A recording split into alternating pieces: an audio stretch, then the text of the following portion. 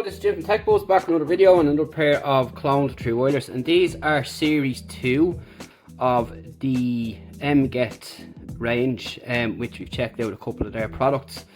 We've already checked out version 1 of these. This is version 2. There's some slight changes and the box remains the same. You've got this kind of embossed picture up on top and some images on the back. So you have a wireless charging case and the rest is all in didgeridoo. So we open up the box, we are presented with a case like that with no stickers inside, and we have a user guide all directed at iPhone here.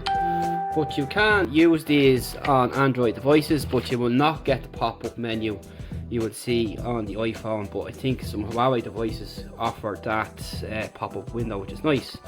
So maybe Google might want to look into that as a nice aesthetic feature on the phone. So you have your case here. This time around you have your cable. So you've got USB-C to Lightning.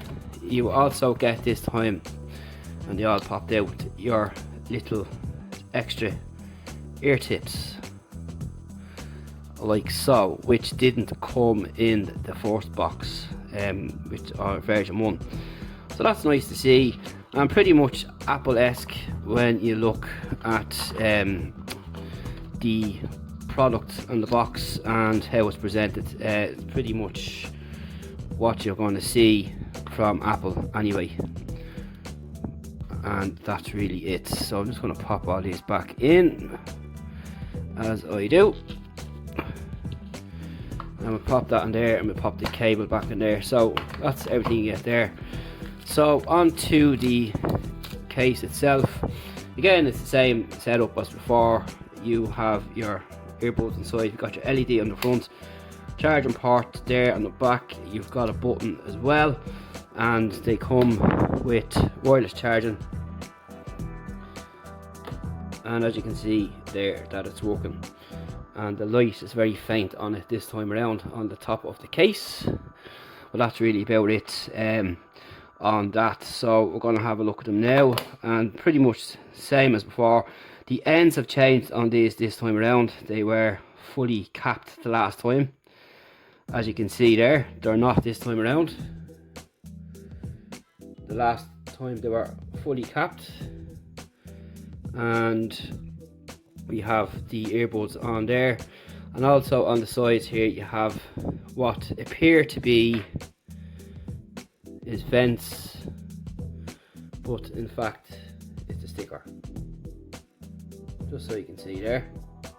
And just to compare them with another pair that we have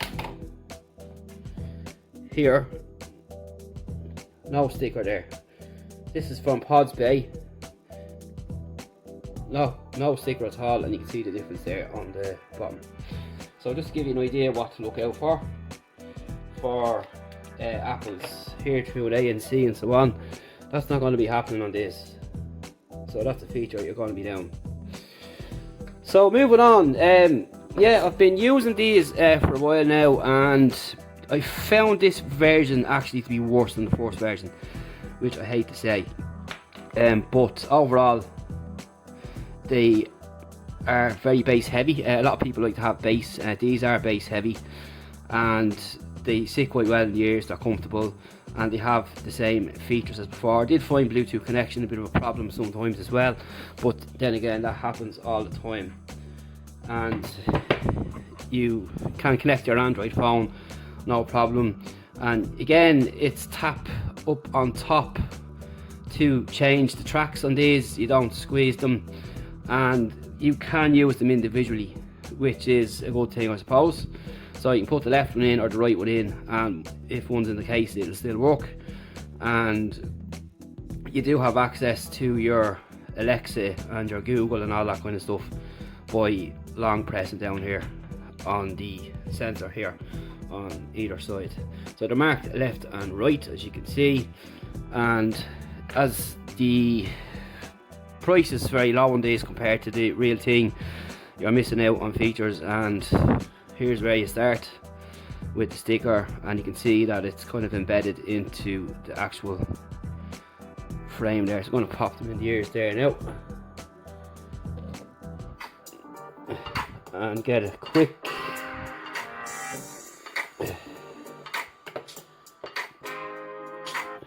I'm going to pop them in the box first from the start and see how quickly they connect for you, so you can see. So we close up the case. You don't get any option with the pop-up window, so they are connected already. So you probably heard them playing there as I was taking them out of the box. So it's MGET version 2.